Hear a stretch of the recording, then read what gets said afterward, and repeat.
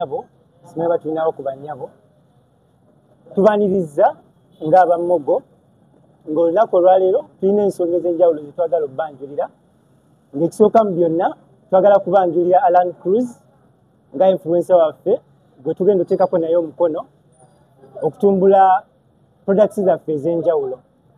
Mogo erina ebintu bingi byetuuse eri bakasitoma baffe. Tutunda piki kuloni tugabira abo abalina piki nga ziri mu mannya gaabwe ne tubawa ssente n'abo abalina emmotoka nga ziri mu mannya gaabwe ne tubawa ssente. Ate tuleseewo n'ekipya eky'amasimu kuloni. N'olw'ensonga eyo tusazeewo twegatte ne Alan Cruz tumufuule influencer waffe kuba tukimanyi bulungi nti audience gy'atagetinga ekwatagana bulungi nabo bennyini betunoonya okufuna amasimu kuloni. Essimu zino twegase wamu n'ebitongole ebyenjawulo omuli Infinix, Tecno ne Itel nga twagala okutuusa eri bakasitoma amasimu ku bbeeyi eyeesobokera ddala.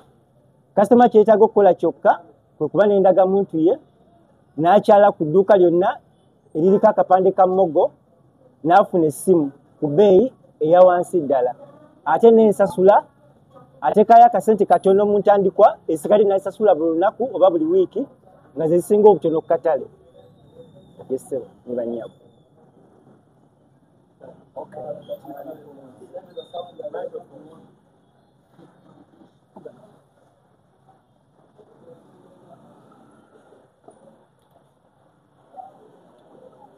Gende. Amanya Alan Cruz.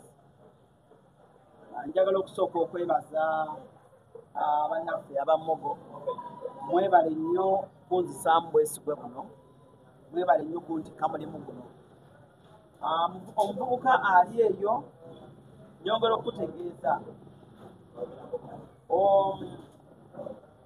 olw'okuba nti ndi omu ku abo abavubuka abasinga okugobererwa ku mutimbagano nsazeewo nange ng'omuntu nzikirize contract eno eteereddwa aba Mogo n'okwongera obategeeza nti ebintu byabwe biri legit si bya kiyaaye. Gavumenti ya Uganda emanyi bali certified bulungi ate era buli muvubuka yandisaanye akwate ku ssimu ennungi, buli muvubuka yandisaanye abeereko n'ekintu ekirungi mu bulamu bwe. So Mogo kikyezza okwanguyiza. Mogo ezze ekwanguyize nti bw'obanga oyagala essimu eyakakadde naye nga tokalinaawo kitegeeza nti osobola okubawa $28,000 ne bakuwa essimu buli wiiki n'oba ng'osasulayo $1,000 buli wiiki n'oba ng'osasulayo $1,000. Oyinza okumbuuza n'oŋŋamba nti Alan Cruz bwe mbasobodde sasula $1,000 kyekiddako. Bw'oba tosobodde sasula $1,000 buli wiiki tusooka ne tukwatamu katono. Tetukuggyako ssimu era essimu osigala nayo naye tukwatamu katono then bw'obuwaayo netukola ki ne tukuwa ate empuliziganya ku mpewo ne tukuzzaako. Naye bw'oba musasuzi tekirina buzibu okuggyako omuntu atali musasuzi gwasobola okukirabamu obuzibu naye omuntu omusasuzi buli wiiki $1,000 tukwate $1,000 dividing emu ennaku 7 dividing emu ennaku 7 olabe sente z'oba osasula buli lunaku.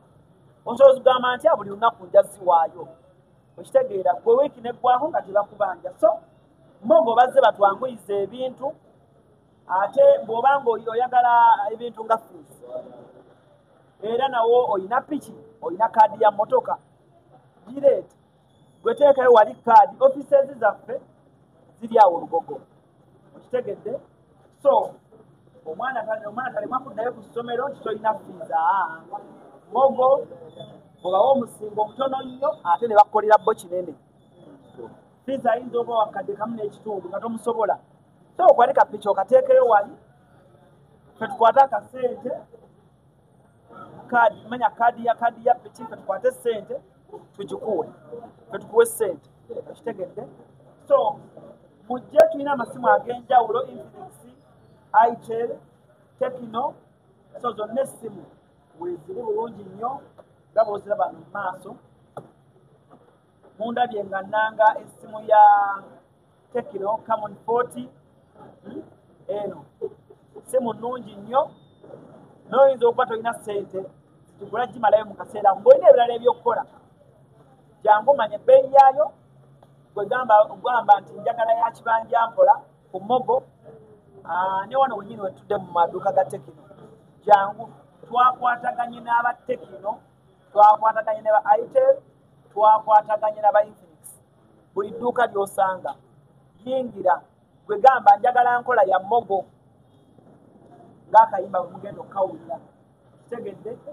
So nange njagala okwebaza abamogo mwebale twesiga ne munywanyi wange ono gwenzannya naye obuzannyi Mama Nakitende Ma Brighton Mama Nakitende Lantezo bbiri then waliwo n'Alan Cruz nammwe abatunyumirwa mwenna mwebalinywa wezera ne Mama Nakitende mukakabeeko byayongerezaako awo ate oluvannyuma tusuule emikono ku contract egenda okuleeta ensimbi ezitokomoka na okujjako njagala okwongerera okwebaza bannamawulire bannange ababloga bannange ba YouTuber ba TikToker aba Facebooker Instagrammers mwenna abambeereddewo mu lunaku luno. Kino kitulaga nti nga bannamawulire naddala egi yaffe eno empya twebeereddewo.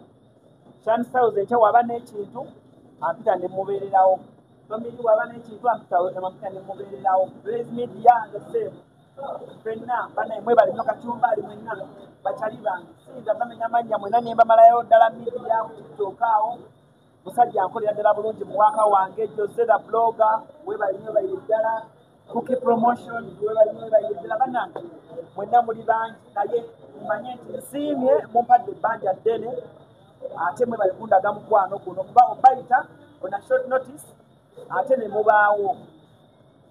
So kindaze omukwano ebibannamawulire bannange omukwano gwe mundaze a short notice ayi ne mugamba nti Cruise tujja kujja tubeerewo oba otuwadde ssente oba totuwadde naye ate nga nkimanyi mwagala nkole ntya bookyeyo. So kale ozinze ngenda bwebaza bakama baffe olw'okutwesiga mwebale nnyo okutwesiga n'okubakubiriza bannange bonna gye muli abatalina amasimu ga kabi mugeze eze ku mmeza okubayamba jangu n'ekitono ky'olina kye bagenda okubategeeza wano bakuwa essimu ennungi ku kibanja mpola ekuba ekifaananyi ekirungi buli kimu ba tiktokers mujje mufune amasimu agaliko agakabi wano ku Mogo byonna byonna tuze tubigonjoole. Mwebale nnyo mwebalire ddala. Okujja kenali agadde osembyayo eno enkola Mogo gyekola ebintu bino mubirabyeko mu bazungu eyo muwulidde ku bantu abagamba nti mu nsi z'ebulaaya osobola okufuna essimu n'ogisasula mpola. So saagala muntu akuwuliriza agambe nti abyakifere nkola weeri ate ne mu nsi ezaakulaakulanidde enkola eyo weeri. So si kipya wabula ate Mogo mu Uganda yeekisussizza n'ekyera mu nkuba mpya. Ate era n'abamogo nsaba nyongera obbasaba bano abaana abali wano bonna babloga bano abaana abali wano beetaaga obulango ku peegi zaabwe okutambuza kontenti wange.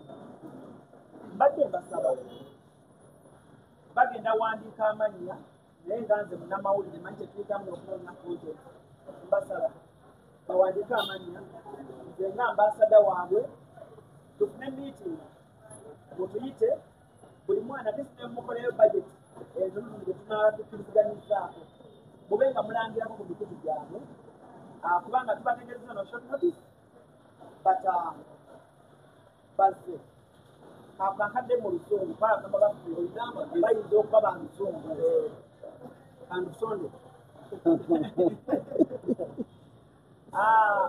On behalf of my fellow bloggers, journalists who have their social media platforms, I would kindly request Mogo, please, I'm my name, please help me. There is only one thing that you can give back. That's if you advertise with my fellow bloggers on their social media platforms. Many of them here have these numbers, but they really have, they have this power reaching you guys. So if in case there is any chance, we are going to write our names down. I would wish to see a mobile advert, a mobile logo on their pages, because I've called them on a short notice, but they responded positively. So please and please, I would love to see each of the bloggers here having a mobile advert. However small money it might be, but please, at least let him say, no, I won't work for that money. But for us, let's put a price. Whatever. Please, thank you so much.